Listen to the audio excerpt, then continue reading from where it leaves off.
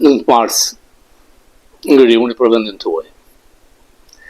Qëndrimi refraktar i Ramës ndaj kërkesës për arrestimin e Ballokut nuk është gjë e re për mentalitetin e Ramës, një politikan i diskredituar, i cili asgjë nuk ka fituar me merit në gjithë ngjitjen dhe katapultimin e tij politik, por si zbulimi i familjes Hoxha, që të kato mitingjet kur e shante në Hoxhën me patos të madh për kontrollohen nga ata, që kur e dërguan rrugëve të Francës, që kur e thritën, dhe aleanca e madhe me krimin, $10 miliardë, aleanca me anti-shqiptar si Vučić, me Soros, deri tek blerja e fëmijëve të llastuar të presidentit Trump, i ka dhënë një siguri sikur ai është kashej pa mposhtre.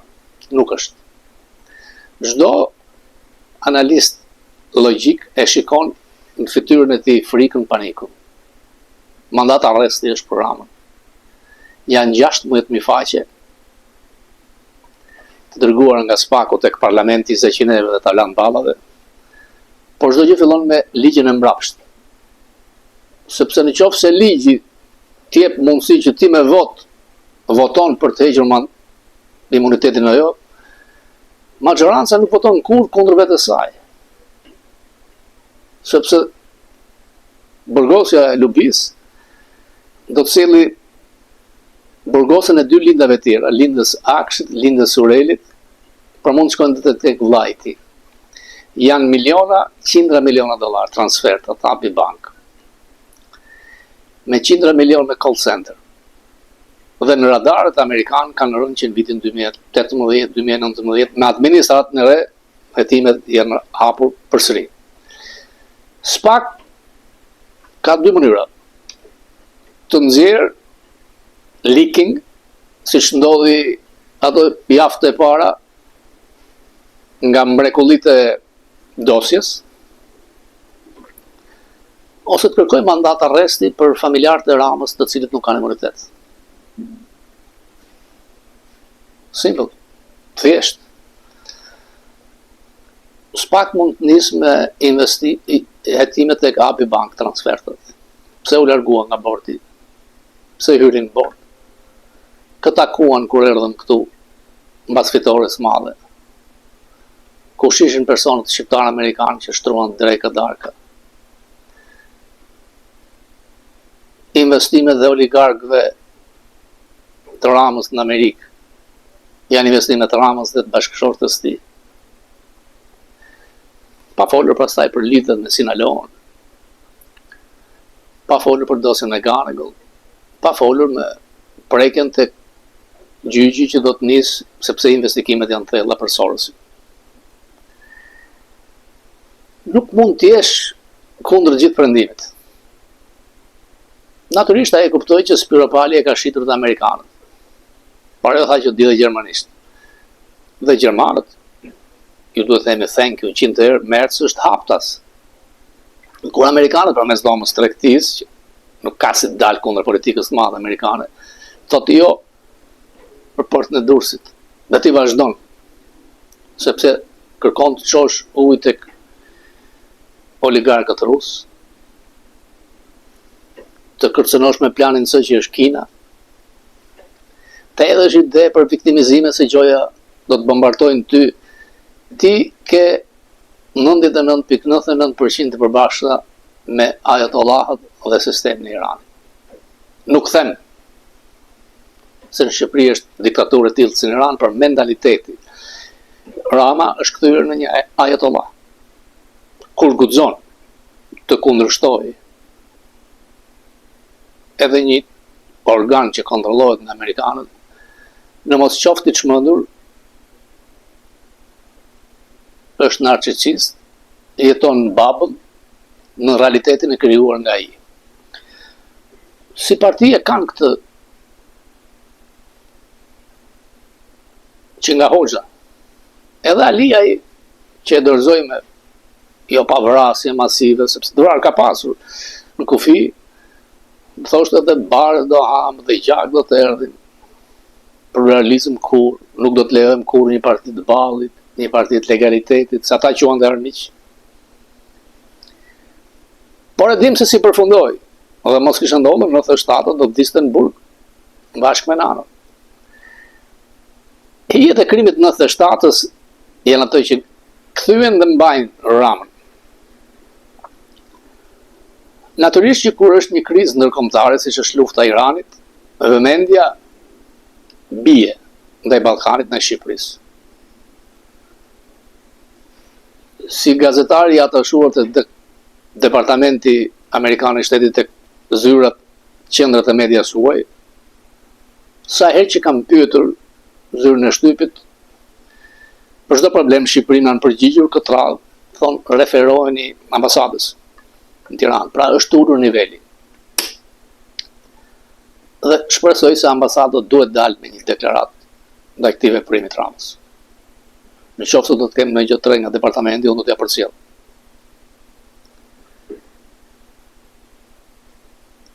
Në Iran, zoti Trump është përpara trysnisë të republikanëve që shkove, bombardove, fitove hik, por i des të hedhur nga hekset që ne mund të futem edhe me trupa. Në qoftë se me trupa i ngec. Nuk është Irani si Venezuela.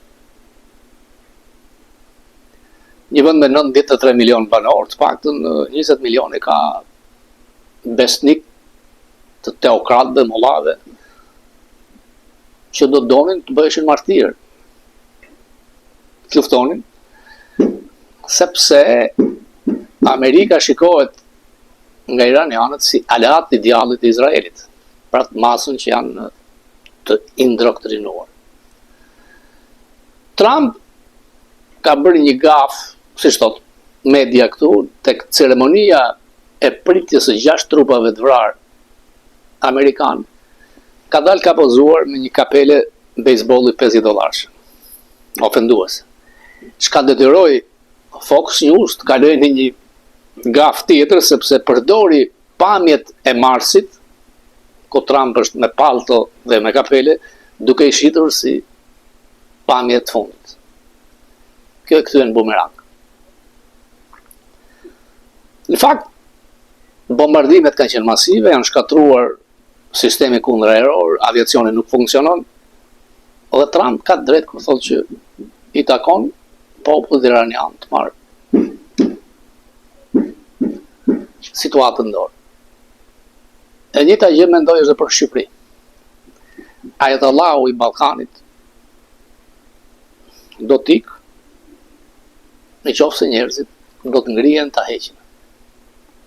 Nuk ka balluk, nuk ka ulësi e që ne të ndalojë.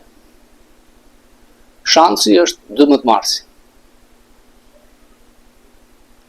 Ai parlament nuk meriton të ekzistojë në qoftë se voton programës lubis dhe kusarve anti-shqiptar. Pik.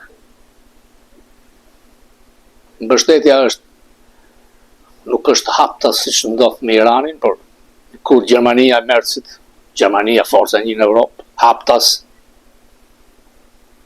Amerikanët të rasti i portit Durrësit për mes domës, tregtisë amerikane dhe nuk është doma kineze, dhe monologjet dhe fjalori politik i nivelit shumë të ulët, mediokër, ignorant, nuk e mbron dot.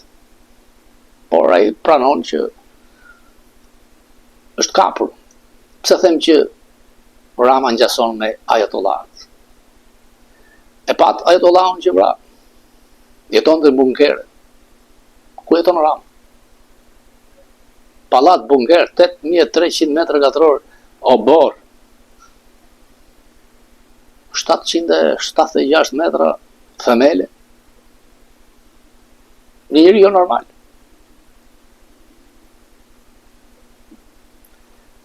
Socialistët, në qoftë se ka njerëz ndershëm, duhet votojnë për burgosjen e Ballukut. Shqipëria shpëton me dënimin e hajdutëve, kusarëve, aq më tepër për figura politike që vinë nga asgjëja. Ndaj media Greqisë thoshte si ka mundësi pastruesi i Athinës bëhet zëvendës kryeminist. Me këta me këto, Alibaba ka ndërtuar shtetin vjedhës. Por është kapur keq. Spak do të shkoj tek lindat e Akshit, Surrelit, familjar të Ramës, tek Fuga, tek transfertat $100 milion të Abi Bank në Cayman Island. Do të flasim shumë të ardhmë.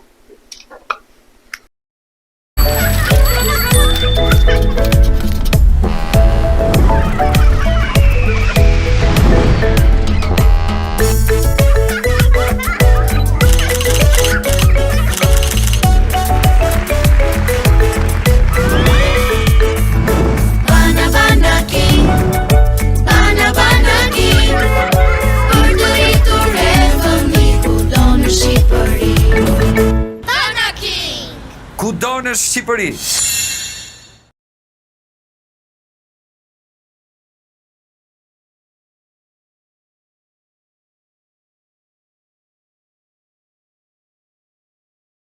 Punojësi social apo trajnuesi fizik janë specializuar enkas për nevojat e këtyre moshave. Ne ofrojmë transport komod, ushqime një dietë të balancuar, si dhe ushtrime fizike të përditshme. Gjithashtu, zhvillojmë terapi fizike apo psikologjike për persona të cilët kanë nevojë. Pjesëtarët e kësaj qendre i përkasin më së shumti komunitetit shqiptar, kështu që koordinimi me njëri tjetrin apo lorat që zhvillojnë së bashku i bëjnë ata të kalojnë një ditë të këndshme e për më tepër në nënvikqyrjen e personelit. Gjithashtu zhvillojmë aktivitete jashtë qendre, si shëtitje në natyrë, vizita në muzeume apo ambiente të tjera shplodhje. Gjithçka është konceptuar në funksion të argëtimit apo shëndetit të tyre. Ju mirëpresim.